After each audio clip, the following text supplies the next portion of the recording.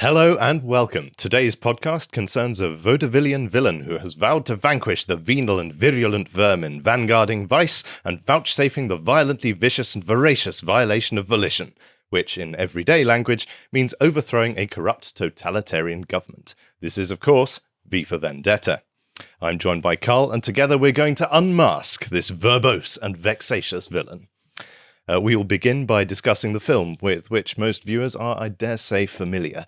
Fortunately, Harry has also lent us his copy of the graphic novel, which is very different in many respects, with much more detail and more in the way of objectionable politics, which we shall get our teeth into. In discussing both works, we can compare and contrast the two artistic and political visions, passing judgment on some of the more questionable ideological claims, and giving praise and critique where it is due.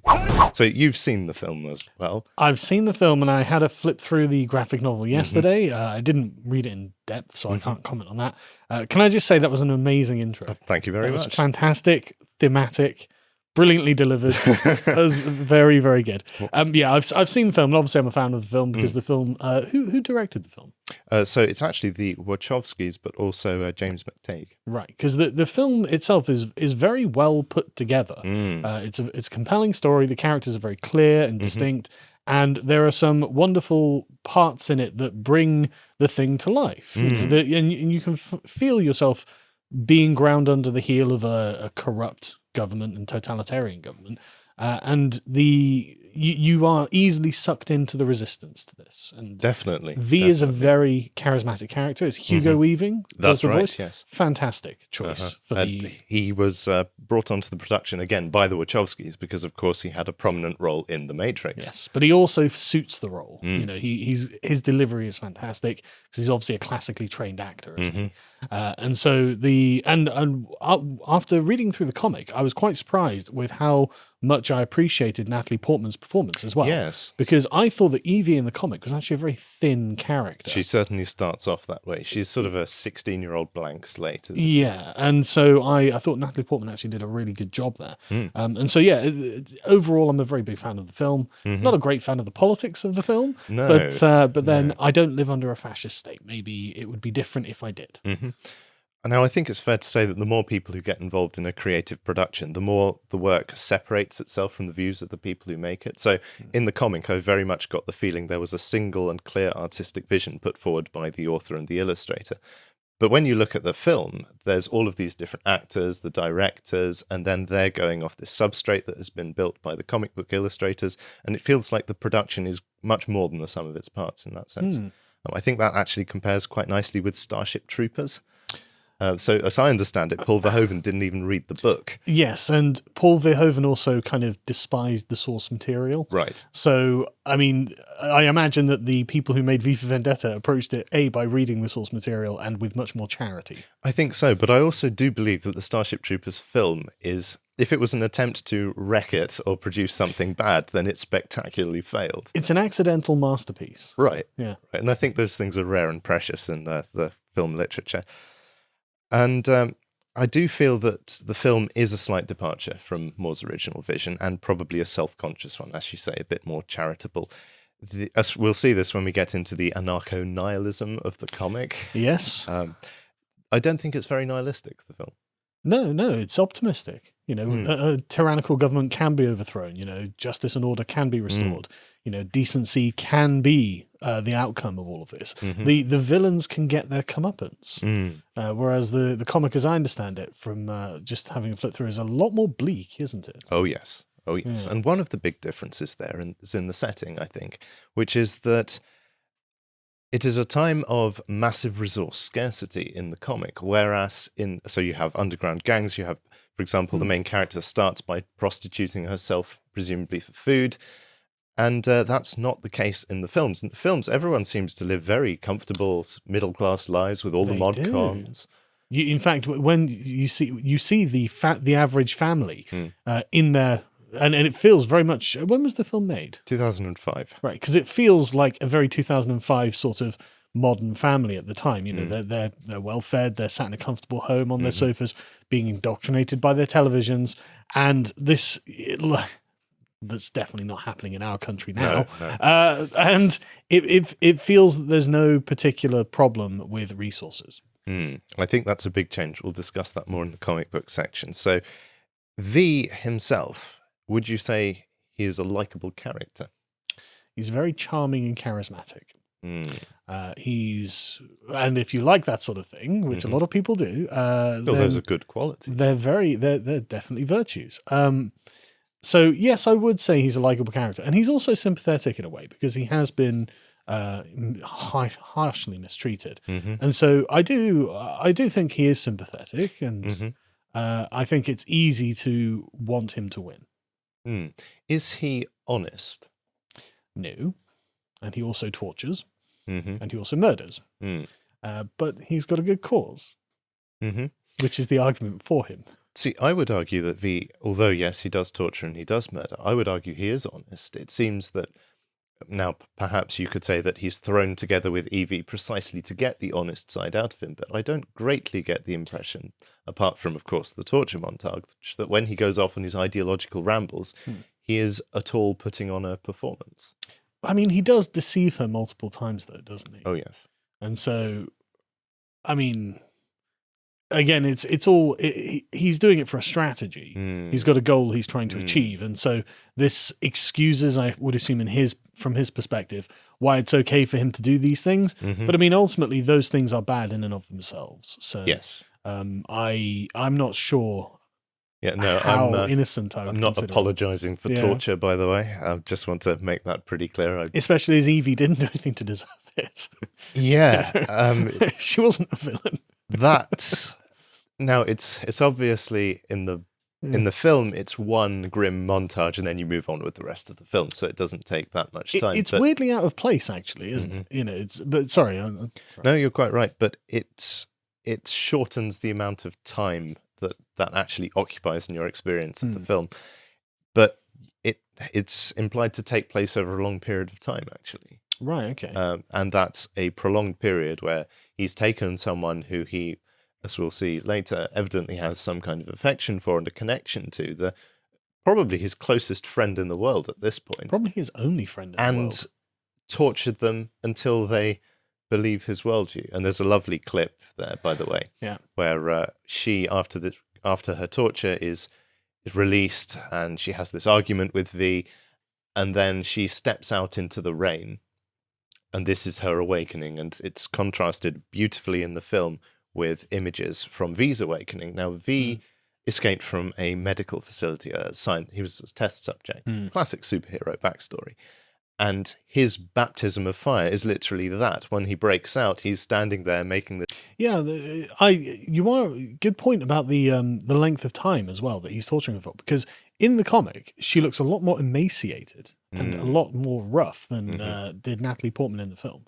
So you in the film you don't get the impression that it's been such a terribly long period of time, but in the comic it's very obvious that this has had a real physical toll on her. The story in both spans about 1 year, and the length of time of the torture in the book is 6 months. Oh, right. It's a long period of time, and you can't really judge from the film, to be honest. No, it doesn't feel like it's that long in the film. No. Well, that's obviously because I don't think Natalie Portman was quite ready to starve herself. Yeah, it'd be quite a commitment for a film.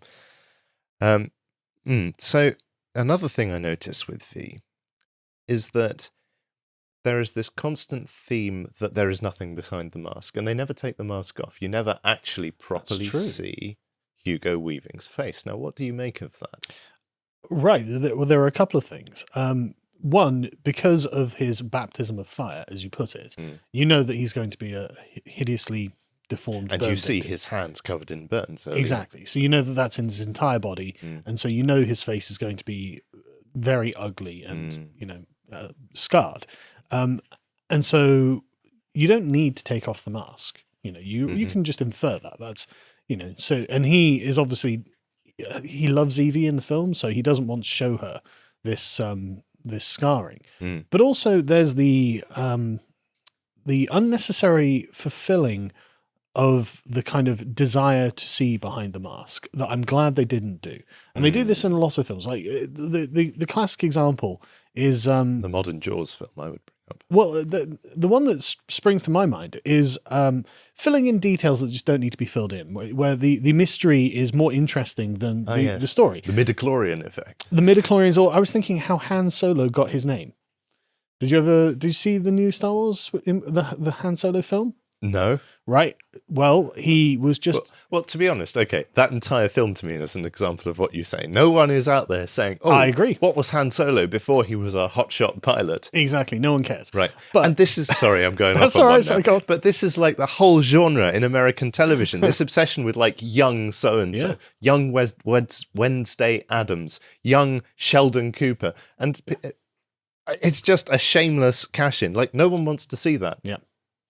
But anyway, Han Solo got his name just from some security checkpoint where he didn't have a tribe, and so he was called Solo, and that was it. That's his name, and it's just like that has totally taken all of the magic out of the character. And Han Solo is a cool name. No one asked to know where the backstory of his name. No one's asking where Skywalker got his blooming name. That's not exactly a common one, is it? Yeah, no one's asking. No one cares. We don't need it. And the same would have been for V's mask. No one wants to see under the mask. We know what's under the mask. You don't need to ruin the mystique of the thing by actually taking that step. And it's good that they don't, I think. Absolutely. But you can also see that now there is a rare outburst of proper emotion from V in this. In fact, we've got a few clips where we can show some of the important scenes. The graphic novel. In the graphic novel, he is very close to an automaton, simply an exemplar of his ideology. Whereas in the film, you get the impression of someone trying to be the exemplar of their ideology. And he says, for example, beneath this mask, there is an idea. Things like that. Yes, and ideas are bulletproof. He prevents Evie from taking off the mask. He actively resists that. Yet, when Evie leaves him after the torture scene and after her baptism of water, he has this short scene where he is deeply emotionally distressed. Clearly, he bangs his fist down on the table in frustration. I think he may even smash a mirror when he looks at his mask. And it's a very short scene, but a very powerful addition to the character, I think. It makes him human. Yeah, because that is the impression that I got briefly going through the graphic novel, is that it's meant to be the avatar of anarchy. And this is less there's less to connect with there because we relate to human beings, and so I think that you're right. I think that's a good addition to the film, and to humanize the character a bit more is probably a wise idea. Yes, because he can come across as rather villainous, and a lot of that is, I think, due to the ideology which he espouses. Now, I've heard some people arguing that his ideology, V's ideology, is more liberal and less anarchistic in the film. What do you think of that? Not really. Yeah. He seems to be every bit the anarchist in the film as he does in the novel. I don't know where they'd get that from. Yeah, there is some talk of freedom, but and he gives some eloquent speeches regarding the sort of chains and restrictions placed on the people of Britain by the Norse Fire Party and so on. But his own vision, he starts by blowing up the Statue of Justice right at the start. That seems pretty anarchistic to me. Yeah. So there we go. I mean, to give a charitable interpretation of anarchy, essentially it's the ultimate freedom, as in you've got nothing controlling you at all. You've got no outside influences on your behavior whatsoever. So of course, yes, justice is going to get the bullet too. But yeah, no, I wouldn't have described him as liberal at all. No, exactly. And he is also a terrorist. He uses pure violence to achieve his ends. Very much. So yeah, I think that's pretty solid. What did we think about the setting, the Norse Fire Party, the fascist Britain?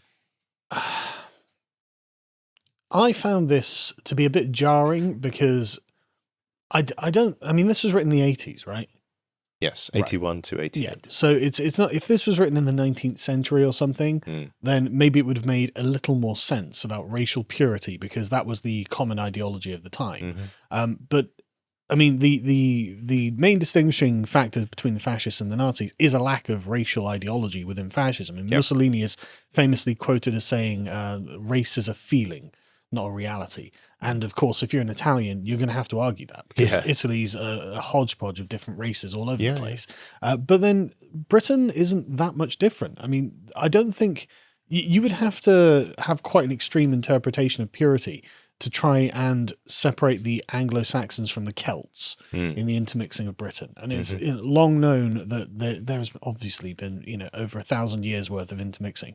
So the idea of purity is a bit ridiculous. And I think if he'd kept it more to the concept of the state and the more sort of secular, I guess I'd call it, view of fascism, rather than tying it to racial purity, I think it would have been more impactful. Because the Norse fire, I mean, do the Anglo-Saxons, do the English really view themselves as Nordic? No. Yeah, I don't. No, it was a very strange angle to take, and maybe the mood was different in the 1980s, but when it came through in the film, I mean, it really did seem like a papier-mâché dictatorship in a lot of ways. It's obviously trying to harken back to this. These are our Nazis, is what they're trying to say. But it isn't thematically correct, in my opinion. It should have just been... I mean, Ingsoc, I think, is a much closer representation of what an English fascist party would look like. And they borrowed that by casting John Hurt in the role of the dictator after he'd already had a stunning performance as Big Brother. Yes. I didn't want to hark too much on 1984, because the thing is that... One thing I like about this is that it's not 1984. The people involved still have their human motivations. They're still... In 1984, the party are puritanical. They're not openly corrupt. They are orthodox and ideological. Whereas in this, they're a lot less ideological in the party, and it's more that they're villainous people running the state rather than dyed-in-the-wool ideologues. And I think that's to Alan Moore's credit that he didn't just copy and paste Ingsoc onto. That's true, but I also think that's one of the things which makes it seem very hollow, because it's a dictatorship which stands with absolutely no popular support in either the graphic novel or the films. Well, in the films, I guess you could say that the popular support is the tacit approval of the comfortable masses. Right, it's compliance, not support. Sure, but I mean, how different is that really? I think there's a difference when it applies to the broad sweep of society, because even for a dictatorial regime, you do need some kind of unifying force and unifying factor. And it seems like, essentially, even from the opening scene, the dictator has already lost the people, because all it needs is someone to deliver a few crates of masks for his that's a great point. Thing to be overthrown. Yeah, no, I hadn't thought about that, because isn't it weird that the people at home watching the television, they have very much like early 2000s modern liberal perspectives, and then once they're presented with the broadcast that V breaks in or something like that? He breaks into the BTN tower and gives a broadcast. Yeah, then they're suddenly like, oh my goodness, and they hadn't been brainwashed by the regime. They haven't been. They don't have any NPC ideas in their heads with which to say, well, hang on, that's what the insert enemy here would say, but actually, insert what party would say. None of that. It's just like, oh yeah, he's got a point. Yeah, let's throw this dictator over. Fabulous. Yeah, exactly. So you are right. Time for tea. The dictatorship is quite a thin layer on top of an otherwise untouched society, with just the fingermen running around, doing terrible things. And so, you are right. He probably should have thought that through a bit more thoroughly. Yeah, it would have been nice. So in the graphic novel, and I hate to keep referring to it now because we are going to go into it in 5 minutes, but in the graphic novel, the only person who seems to believe in the ideology is the dictator himself. Literally everyone else is an opportunist. And the more I think about it, actually, the more I think that this sort of like the human nature of the people running the dictatorship comes across more like him complaining about the corruption at the BBC. It's like, well, these are just all bad people in charge. It's like, yeah, they are, but look at everyone else's lives. They're still comfortable. They're still going about their lives. So they just tolerate it because they don't care about it, And so it feels less like a fascist dictatorship and more because there's no teleology for the party. They're not like, right, we're going to turn society into this, which is very much what all the fascists wanted to do. Yeah. Whereas this party is just corrupt and like seeking to maintain their control over a society they have no interest in manufacturing. Absolutely. There is reference to pieces of dystopian like arrests, and obviously there is a police state here, there are cameras everywhere and so on and so forth. But again, all of this is external. The cameras and loudspeakers, they're all in the street or bugged by security apparatus. Not nowadays when we carry our cameras and microphones around with us every day, wherever we go. But I don't recall them going after ideological dissidents. I recall them going after people who are failing the purity test. In the film, that's true. They go after homosexuals, Muslims. Yeah. There's an interesting scene there, but I won't mention it. Stephen Fry rhapsodizing about the beautiful pictures in the Quran. And anyway, we have a Quran on our table, on our bookshelf over there. It doesn't have any pictures. No. I think it might even be blasphemous to put pictures in the Quran, but I'm not a religious scholar. He also talks about the poetry of the Quran as well. He does. Possibly about how the end of days comes about. With the trees and the rocks saying, "A Muslim, there's a Jew behind me." Indeed. So there's things like that, but also dissident artwork is hinted at, so you can't criticize the leader and so on and so forth. Yeah. And Stephen Fry's character comes a cropper through his skit, which I think is actually a really poor editorial decision to put that in there, because it's quite jarring. It is ridiculous, right? I mean, like if you knew you were living under a dictatorship, then you'd need the cast and the crew, the production, the whole thing of, like, you know, whatever their equivalent of the BBC is, to be in on doing this giant, deliberately provocative and offensive skit. Even in the Lotus Eaters, if I tried to put up a cartoon past, it's like, no, you're going to get killed. But this doesn't tie in. This at complete odds to the attitude you would have if your country had been through an apocalyptic event and had a fascist power come to state. That's correct. And they hint throughout this film that there were some really hard times. Yes. You know, we had to do some things. It was very messy. All of this sort of thing. In fact, that was one of the reasons that V himself was experimented on, wasn't it? Because it wasn't a disease. Yes. So there was a virus. Right. So this is a big change, actually, between the film and the graphic novel. In the graphic novel, it was a nuclear apocalypse which kickstarted everything, whereas in the film, it is a pandemic. To watch the full video, please become a premium member at lotuseaters.com.